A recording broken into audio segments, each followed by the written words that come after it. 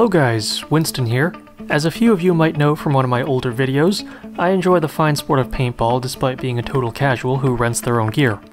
I also enjoy making silly montages of other people's misfortune, so when my friend put together a paintball event over the weekend, I decided to step up my videography game.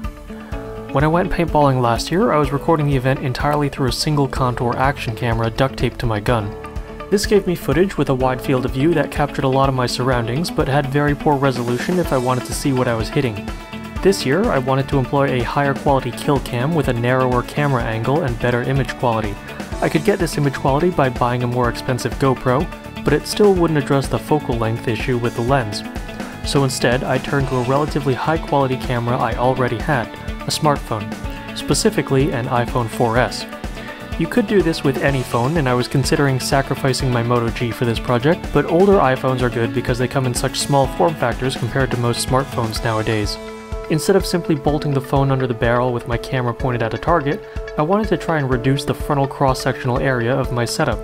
This presents less of a target since hits on your gun can still get you out. I also wanted to provide some protection for my phone because even though it's old and lives in the bottom of my drawer, I'd rather keep it in functioning order so I can use it as a backup phone if necessary. So the plan was to create a plywood and plexiglass case for my iPhone with a built-in angled mirror that would allow the camera to see in a direction parallel to the body of the phone. A couple videos ago, when I was making my electronics enclosure, I called out box joints for being too tedious to model manually. I didn't want to worry about designing interlocking tabs that had to match up on each panel, I just wanted something quick. But for an enclosure that would be getting beaten up a lot and have to endure moderate intensity shock and vibrations during firing, I needed every little bit of strength I could get from the material I was working with. Box joints physically interlock your panels and provide a lot more surface area for adhesives to act. I sketched out my panels at almost full scale before modeling them in 3D. In order to deal with the fact that milling machines can't cut perfect corners, I added a little cutout at the base of each tab. Most of these panels can be exported as SVGs and processed in MakerCam since the project is predominantly 2.5D, but some of the slotted features are easier to do in MeshCam. This slot here for a plexiglass viewport is problematic to do in MakerCam because the SVG outlines of each feature aren't continuous connected paths.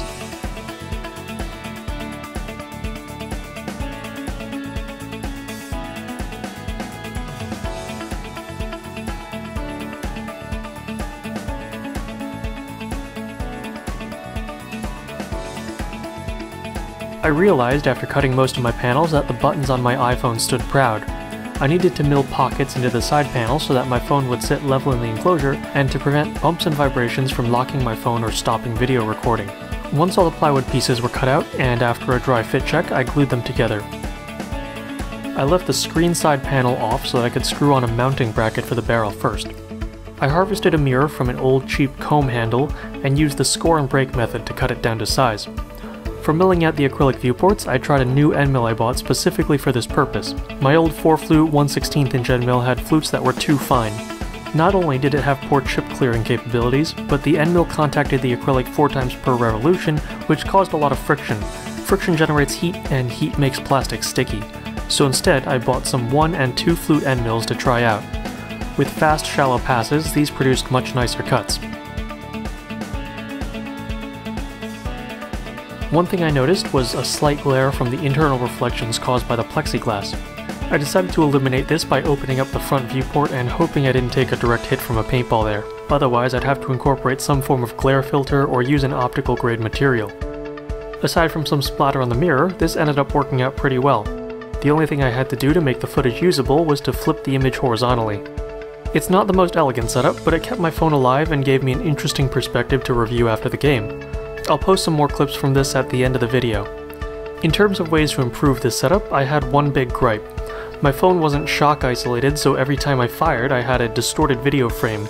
Some minor issues included the enclosure not being completely sealed and the mounting system being a bit cumbersome to install.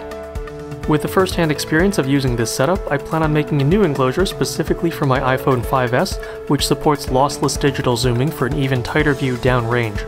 I also want to simplify the geometry a bit to make it easier to clean. That's it for this video. I want to thank you all very much for watching, and I'll be back in a couple weeks with a much belated video that loosely relates to New York Comic Con. Enjoy the mayhem. Elimination means one team kills off all the players on the other team. When you and your teammates are sure that the field is clear, announce it. Yell it loud. Be next to a ref. Yell clear. That's the way you guys stop the game. Make sure the field is clear before you yell that though. Check out with your live teammates. Yeah, we got them all. Left side's clear, right side's clear, center's clear. Clear. Can you just at the other day kill Kyle? Listen to that? Yeah. Preventing right?